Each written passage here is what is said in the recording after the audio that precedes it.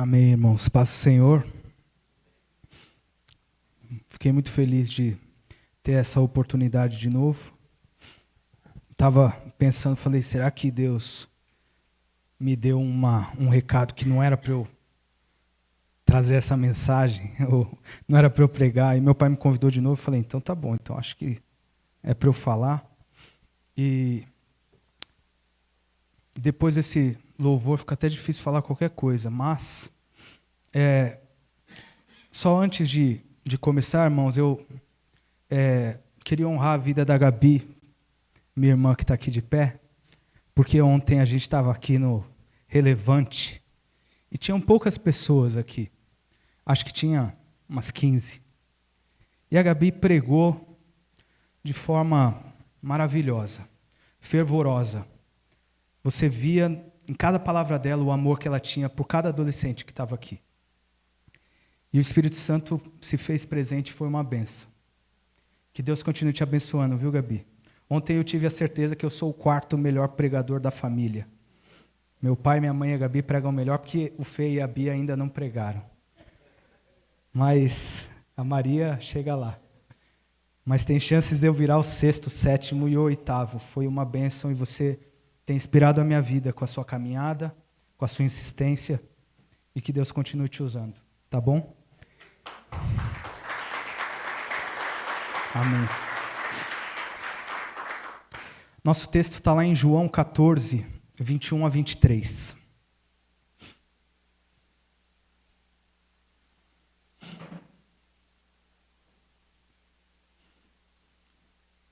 Eu vou ler na versão NVI. Quem tem os meus mandamentos e lhes obedece, esse é o que me ama. Aquele que me ama será amado por meu Pai, e eu também o amarei e me revelarei a ele. Disse então Judas, não o Iscariotes: Senhor, mas por que te revelarás a nós e não ao mundo? Respondeu Jesus: Se alguém me ama, obedecerá a minha palavra. Meu Pai o amará, nós viremos a ele e faremos morada nele. Vamos orar. Senhor, muito obrigado, Pai, por mais um domingo. Senhor, muito obrigado porque de forma generosa o Seu Espírito Santo tem passeado no nosso meio hoje, Pai. Senhor, tira qualquer distração, tira qualquer coisa que não venha de Ti, Pai. Senhor, manda embora meu ego, meu achismo nesse momento, Pai. Que tudo que eu venha falar seja de acordo com a Tua vontade, Pai. E nós Te agradecemos, Deus, porque para nós é um privilégio estar na Sua casa. Em nome de Jesus. Amém. Irmãos, o pano de fundo desse versículo são os últimos momentos de Jesus com os seus discípulos. O momento que Jesus está estabelecendo coisas indispensáveis para o que viria a acontecer. Jesus seria crucificado. E ele começa a trabalhar com os discípulos coisas muito importantes, coisas que hoje são o alicerce do que nós vivemos como cristianismo, né? E era um momento de tensão, de medo, de incerteza, de ansiedade. Se você começar a ler esses capítulos, você percebe que a atmosfera lá era pesada. Eles estavam tentando entender tudo aquilo que iria acontecer. E dentro desse momento de tensão, Deus nos revela a sua linguagem do amor. Eu vi o Rodolfo Abrantes usando esse termo, eu achei muito interessante numa parte da mensagem dele, comecei a refletir sobre isso. O pastor James, meu pai, trouxe 2 mensagens no final de setembro sobre aprendendo a amar. Deus estava falando comigo nessa ideia e eu acho que dentro desse contexto tem algo que o Senhor pode falar conosco nessa noite. Eu não sei se você é familiar a essa expressão, essa ideia de a linguagem do amor. Tá, de amor ou do amor, tanto faz. Mas essa ideia, quem escreveu foi um pastor batista chamado Gary Chapman. Belo inglês o meu, hein? Você viu? E ele diz que há 5 linguagens do amor. São elas: serviço, tempo de qualidade, palavras de afirmação, presente e toque físico. Lembrei as 5. Ele quer dizer que a pessoa que você ama vai entender ser amada em uma dessas 5 formas. E talvez você ainda não conheça a forma como quem você ama se sente amado. Mas é importante. Eu eu tenho um meu jeito. Eu perguntei para a Bia, qual que é a minha? Ela falou, eu acho que é toque físico. Que eu gosto de abraçar, gosto de beijar. Dela já é serviço. Ela gosta quando eu faço alguma coisa. Mais do que um abraço. E dentro dessa ideia, Deus nos revelou aqui qual a sua linguagem do amor. Jesus é muito específico na forma como ele estabelece que alguém o ama, na forma como alguém deve amar a Deus. E refletindo um pouco sobre isso, eu prometo que eu vou ser rápido, como sempre. Eu sempre acelero as coisas e esqueço um monte de coisa, mas Deus sabe. Eu queria deixar 4 pontos para a gente que eu acho que podem abençoar as nossas vidas hoje. O primeiro ponto é que na linguagem do amor de Deus, amar a Deus é uma atitude e não um sentimento. Talvez isso já seja familiar a você, porque no dia 29 de setembro o pastor James falou justamente sobre esse ponto. Ele já tinha destacado essa ideia no amor como um todo, de que amar não é um sentimento, é uma atitude. E ele nos ensinou coisas muito importantes, por exemplo, que o amor não é um dom. E se o amor não é um dom, significa que você não pode dizer que não tem essa capacidade, esse dom. Porque dom, alguns têm, outros não. Vocês viram o William tocando bateria hoje, talvez vocês percebam, o William tem o dom, o Pedro é insistente. Né? Mas faz parte. Mas o dom você tem ou não. Amor não é um dom, amor é um fruto. O que significa que ele deve ser buscado. E ele não é opcional a você. Você precisa buscar isso. E aí, irmãos, já de cara, esse versículo escancara algo extremamente desafiador. Porque para mim confronta completamente o que eu normalmente imagino que é amar. Normalmente, a gente vai tentar colocar o amar a Deus dentro do que a gente acha que faz sentido para nós, da forma como nós preferimos. Normalmente a gente vai tentar encaixar Deus aonde a gente acha que Ele cabe. E aí você espera que Deus entenda o jeito que você o ama. Você vive do seu jeito, faz o que você quiser, e você espera que Deus tenha a compreensão de falar assim, a Silvinha me ama desse jeito, a Gabi me ama daquele jeito, uns me amam com as palavras, o outro é... Mas esse versículo vem trazer algo completamente oposto a isso. E é muito interessante o que aconteceu aqui hoje, esse momento de louvor maravilhoso, porque na minha ideia de amar a Deus, eu sou criado na igreja. E o Espírito Santo se move de forma maravilhosa nesse lugar. E eu sempre conecto a ideia de amar a Deus com experiências que acontecem aqui. Há um louvor como esse. Há uma mensagem que o pastor traz. A estar aqui servindo no relevante. A estar aqui arrumando as coisas. Arrumando o som. Mas esse versículo é bem claro em dizer para mim e para você, não importa quão glorioso tenha sido o domingo. Não importa se você teve um quebrantamento aqui maravilhoso. Não importa se você chorou, se você ajoelhou, se você levantou as mãos. E isso é muito importante. Isso deve acontecer, claro. Mas se isso não for acompanhado de uma segunda-feira, com uma busca sincera e verdadeira de cumprir os mandamentos do Senhor, de viver verdadeiramente para a vontade dEle em nós, nós não temos amado de verdade. E para mim, irmãos, isso é uma porrada. Porque assim, é como se Jesus falasse assim, tem um sintoma básico, indispensável, um sinal que toda pessoa que me ama tem que ter. Qual que é? Aquele que tem os meus mandamentos e os guarda. Este é o que me ama. Não está ligado ao que eu penso, ao que você pensa. Não está ligado à minha opinião ou à sua opinião. Não está ligado à nossa vontade ou a como você se sente em relação a Deus nesse momento. Se você está explodindo de euforia, quero mais de Deus, ou se você está... É uma atitude. Guarda os mandamentos, obedece os meus mandamentos.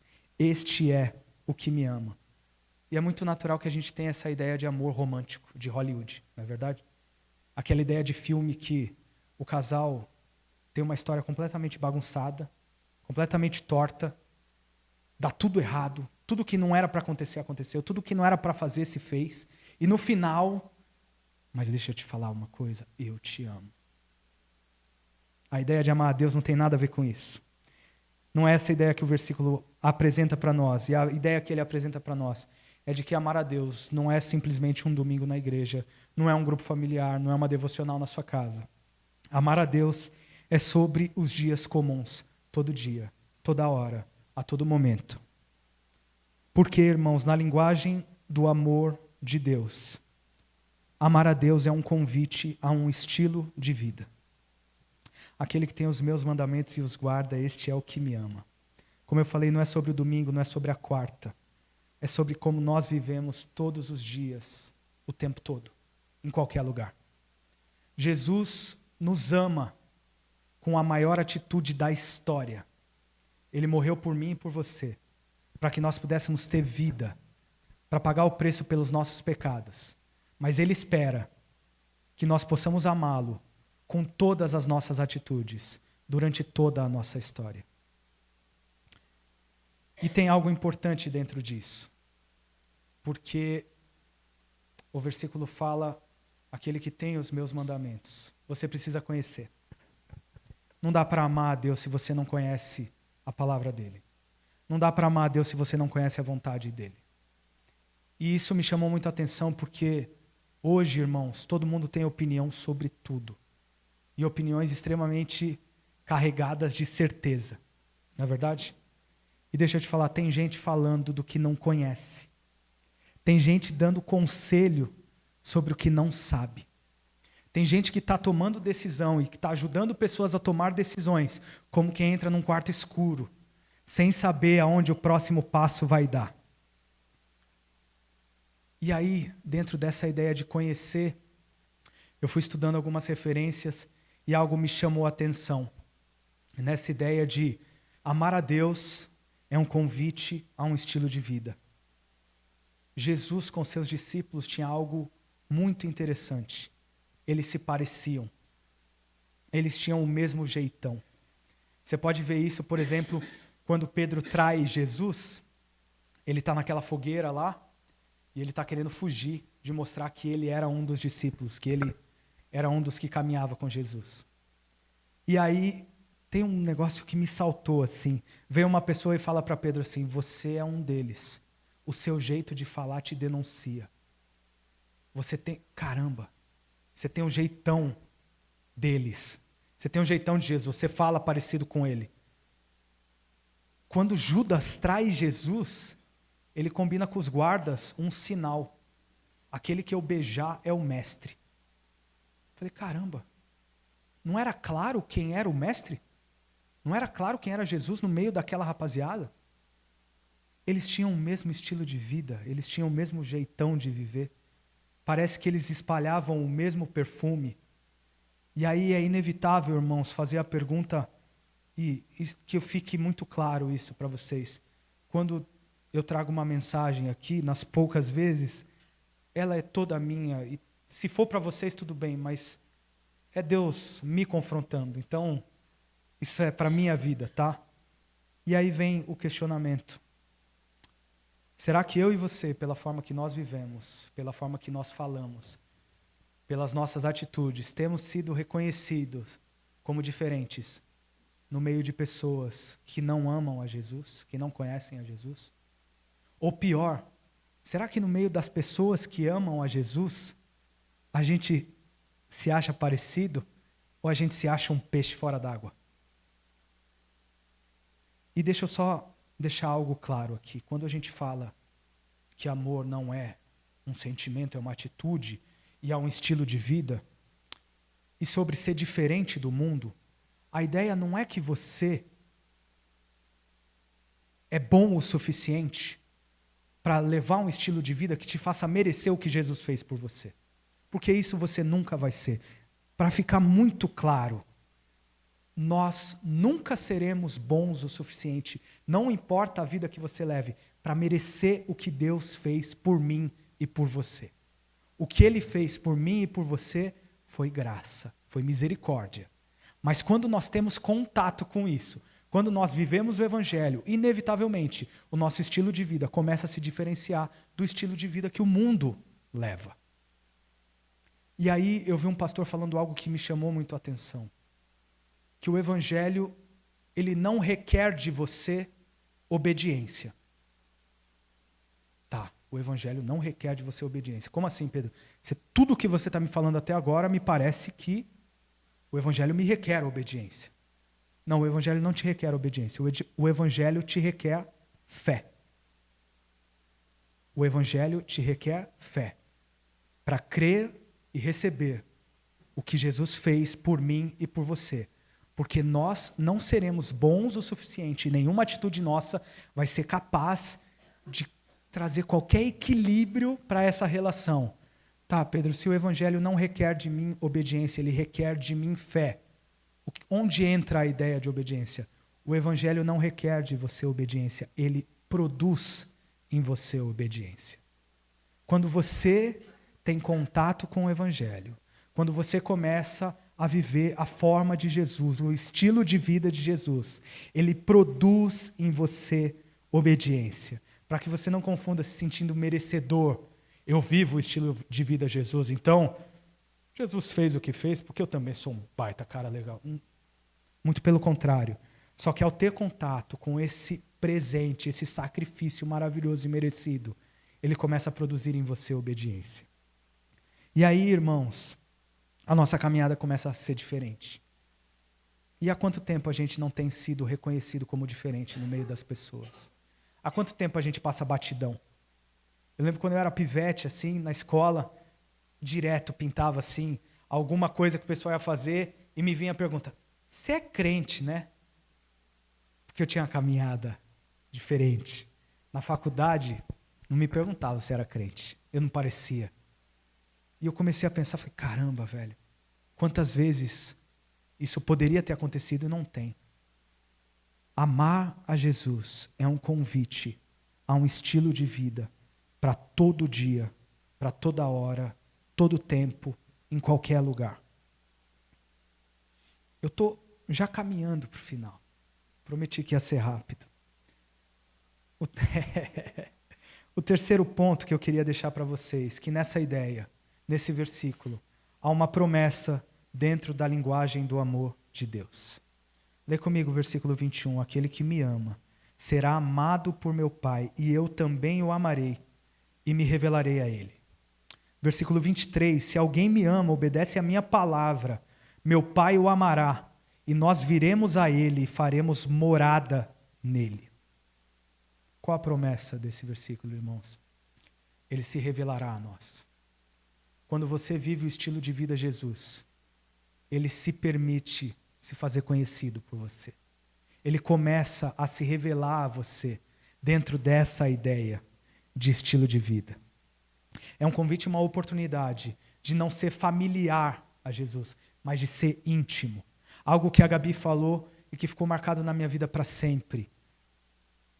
A familiaridade produz distância, frieza, mas intimidade produz proximidade. É próximo. A gente tem que parar de ser familiar a Jesus. A gente precisa querer ser íntimo. E para ser íntimo, a gente precisa viver um estilo de vida. É tipo quando a Ângela liga para o Saraiva e fala, alô. Ele fala, fala, Ângela. Ele sabe. Conhece. Eu ligo para minha mãe, o telefone dela não tem bina, tirando o celular, né? Alô? Oi, filho. Pode falar. Ela conhece a minha voz. E isso, irmãos, às vezes é um motivo de crise para a gente. Porque a gente olha e fala assim, cara, eu estou indo na igreja, eu sou crente, eu acredito, sou salvo. Mas parece que Jesus não fala comigo. Mas eu não estou escutando.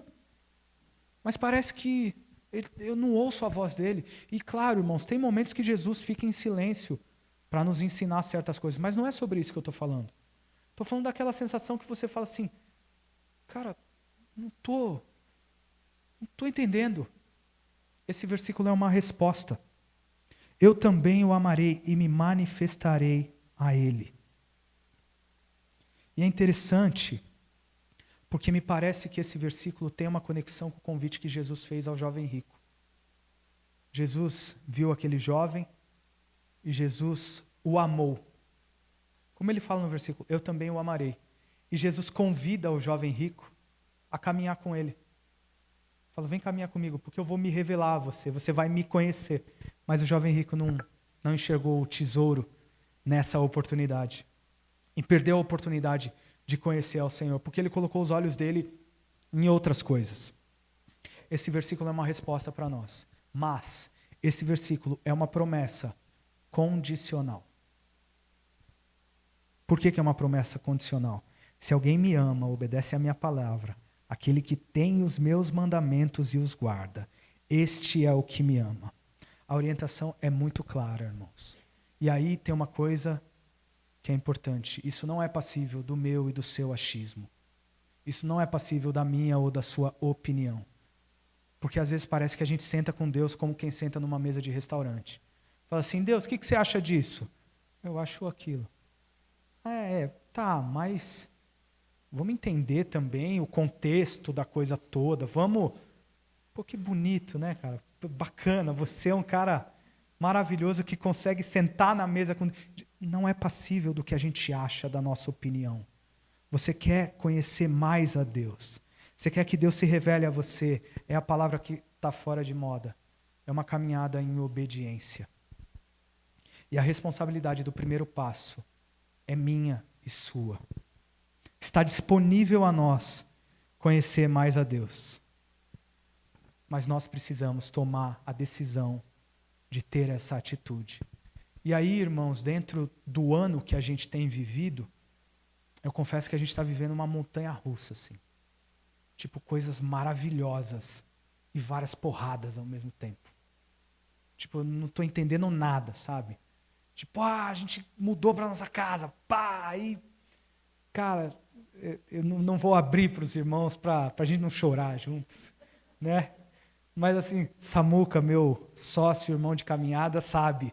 Chegou tal coisa. Falo, nossa, cara, que é isso? Que porrada. Aí, poxa, caminhando, Bia, vamos fazer uma excursão da igreja para nossa casa aqui. Acontece, pinta um pitbull do nada. Cara, o que está rolando, velho? Tipo, tanta coisa boa, tanta coisa difícil. Não estou entendendo. Mas eu confesso que Deus tem nos convidado a isso aqui. Legal, Pedro. Está acontecendo tudo isso. Vive de acordo com os meus mandamentos e com a minha vontade para a sua vida. E dessa forma, Ele tem se revelado a nós de forma maravilhosa. O que aconteceu lá em casa, essa coisa do cachorro e tudo mais, eu falei para a Bia, Bia, é Jesus dando uma oportunidade para a gente. E eu confesso para vocês, Pedro, você é legal. Irmãos, eu não vou falar o que eu queria, mas eu queria muito. Queria muito. Muito. E a gente orou e se segurou. E Deus se revelou de uma forma que eu não conhecia Ele ainda. Ele me deu uma nova oportunidade. Esse ano teve UTI, teve operação, tem a Bia grávida, Você fala, cara, como assim? Em tudo isso Ele tem se permitido fazer conhecido da gente. Eu tenho 33 anos, a gente chegou nessa igreja, eu tinha 6. Então, eu tenho 27 anos nessa igreja. E eu não tinha conhecido Deus como eu tenho conhecido nesse ano. Pela postura de vida que a gente tem escolhido viver. E é claro, irmãos, na grande maioria eu falho. Eu ainda não consigo viver tudo que... Eu não sei se um dia eu vou conseguir. A gente falha, é difícil. Às vezes a gente consegue, às vezes a gente não consegue. Mas é uma caminhada constante. E é preciso ter essa consciência de que a gente precisa viver isso. Porque é uma promessa maravilhosa para nós. E aí você olha e fala assim, legal, viver o estilo de vida Jesus. Mas na época de Jesus, não tinha redes sociais, não tinha esse tanto eu até escrevi que é uma expressão difícil aqui, irmãos, que eu não vou lembrar. Essas convenções sociais, essa coisa toda, os padrões estabelecidos, não tinha, não é, era mais fácil, eu acho. Tá, pode ser. Mas dentro de tudo isso, e é o meu último ponto hoje, eu acredito que a gente só vai conseguir viver de forma a conhecer essa promessa, a viver o estilo Jesus, se eu e você entendermos que na linguagem do amor de Deus é preciso que Ele seja o nosso grande tesouro. Nós precisamos encontrar nele o nosso bem mais valioso. Jesus precisa ser o nosso maior tesouro, mais do que qualquer outra coisa. Sabe por quê, irmão? Se não for mais do que qualquer outra coisa com certeza vai ocupar o espaço que ele deveria ocupar na sua vida. Eu te garanto isso, é certo. Tem uma cadeira na sua vida e na minha vida que é para um Deus, para um Senhor. Você pode pôr Jesus nessa cadeira, ou você pode pôr 1 milhão de outras coisas. E eu não estou falando de coisas ruins, irmãos. Não estou falando de, você vai pôr balada, droga, noite. Não estou falando disso. Eu estou falando de você pôr coisas que podem ser boas, mas que não deveriam ocupar esse espaço. De repente, o seu tesouro é sua carreira profissional. De repente, o seu tesouro é o seu filho. De repente, o seu tesouro é o que não deveria ser. De repente, o seu tesouro é a independência financeira da sua família. E a gente não percebe que a gente tira esse lugar de maior tesouro do Senhor e vai distribuindo. E isso vai refletindo no nosso estilo de vida. E a gente começa a esfriar. E a gente começa a vir todo domingo como se fosse só mais um domingo. Eu vou lá na igreja. É uma tradição. Eu gosto de ir. E o convite de Jesus não é esse para nós. Você começa a ver os homens de Deus na palavra. A postura que eles tiveram quando se encontraram com Jesus. Você olha Paulo, e Paulo fala assim, a minha vida não tem valor nenhum. Não valho nada. Não estou nem aí. Eu só quero ter a alegria de completar o ministério que o Senhor colocou na minha vida. Você olha João Batista, Jesus passa atrás dele, ele fala assim, convém que eu diminua e que ele cresça. Eu não sou digno de desatar as sandálias dos pés desse Jesus. A gente olha os discípulos que largaram tudo para seguir ele. E isso confronta a nossa forma de achar que a gente deve seguir Jesus. Jesus, nos capítulos anteriores aqui, deixa uma parábola super simples, mas super importante. Tinha um homem que estava caminhando no campo e ele encontra um tesouro naquele campo. E ele sai correndo, cheio de alegria, para vender tudo o que ele tem e comprar aquele campo. Porque ele sabia o tesouro que estava escondido naquele lugar. Eu e você precisamos entender e cravar no nosso coração que Ele é o nosso tesouro. E Ele espera que nós possamos amar a Ele com a nossa vida. Não com sentimentalismo, não com achismo, não do meu jeitinho. Jesus entende o meu jeitinho. Eu estou tirando um monte de coisa que Ele deveria ocupar espaço, mas Ele me entende. Não é o que a Bíblia diz a você. Para de se enganar. Para de colocar a vontade de Deus, que está muito clara, como se fosse uma questão de interpretação. E aí, irmãos, eu falo quase toda a mensagem isso, mas eu sou muito fã de 2 pastores, James e Binho. Por quê? Porque eu preparo uma mensagem dessa e eu falo assim, pô, legal, cara. Acho que eu peguei a ideia. Aí eu estou no carro com meu pai ontem e eu falei minha mensagem para ele em 30 segundos. Eu falei, amor é atitude, não é um sentimento, é um estilo de vida. Jesus nos convida a viver um estilo de vida. Ele é o nosso grande tesouro e há uma promessa dentro disso tudo, tal. Aí ele ficou quieto. Eu e meu pai, as nossas conversas são 90% em silêncio, 10% falando. E são as melhores que nós temos. Ele não fala nada do que ele queria falar, eu também não, mas eu sei e a gente está tudo certo. Aí ele ficou quieto e abriu o celular. Falei, a mensagem, eu pegando Cris, né? Gaúcho. Falei, a mensagem tá fraquíssima. Ele já tipo, putz, cara, para que eu fui chamar o Pedro para pregar? Ele abriu o celular e eu falei, ele não gostou. Aí ele abriu o Instagram, eu falei, realmente não gostou. Aí ele me mostrou um poema.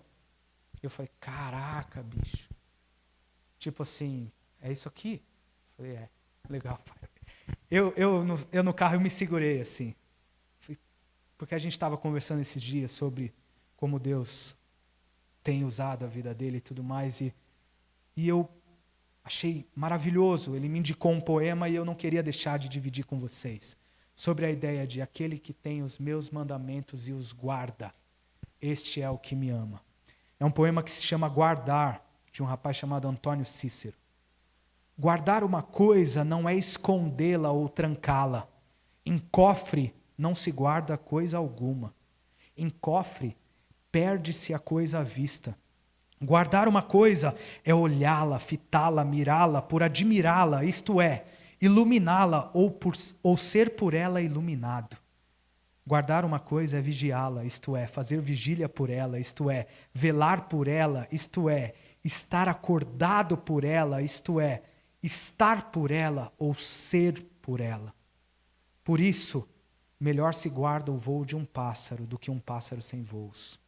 Por isso se escreve, por isso se diz, por isso se publica, por isso se declara e declama um poema, para guardá-lo, para que ele, por sua vez, guarde o que guarda.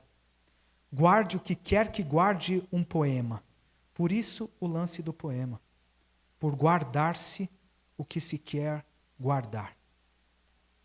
Quando Jesus foi perguntado qual era o maior mandamento de todos, ele respondeu: amarás o Senhor teu Deus de todo o seu coração, de todo o seu entendimento, de toda a sua alma, de toda a sua mente. E aí, irmãos, eu acredito que essa precisa ser a nossa vontade hoje. De falar assim: eu vou viver o estilo de vida Jesus. Eu vou viver o que Jesus tem para mim. Não a minha vontade, não o meu achismo. Sabe por quê, irmão? Se não for para viver desse jeito, a gente vai estar aqui para se encontrar casualmente. Para a gente se sentir bem e viver mais uma semana. Mas eu acredito que tem algo maravilhoso em viver o estilo de vida Jesus. Eu quero aprender a amar Jesus de todo o meu coração, de todo o meu entendimento, de toda a minha alma, de acordo como Ele me ensina que eu devo amá-lo. Aquele que tem os meus mandamentos e os guarda, este é o que me ama. E aquele que me ama será amado por meu Pai, e eu também o amarei e me manifestarei a Ele. Fica de pé comigo, irmãos.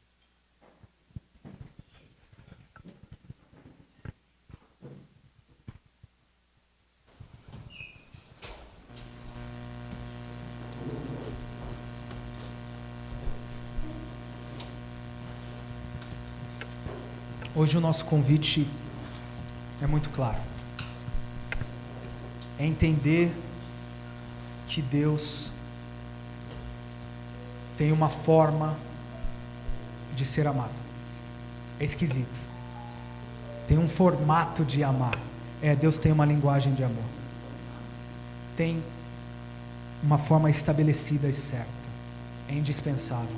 E não confunda, eu não estou falando para você que você não deva se emocionar na presença de Deus. Eu não estou falando para você que você não deva se entregar nesse lugar. Eu não estou falando para você que você não deva se derramar na presença dEle, que você não vai ter experiências com o Espírito Santo. Não é isso que eu estou falando. Eu estou falando que amar a Deus é um estilo de vida.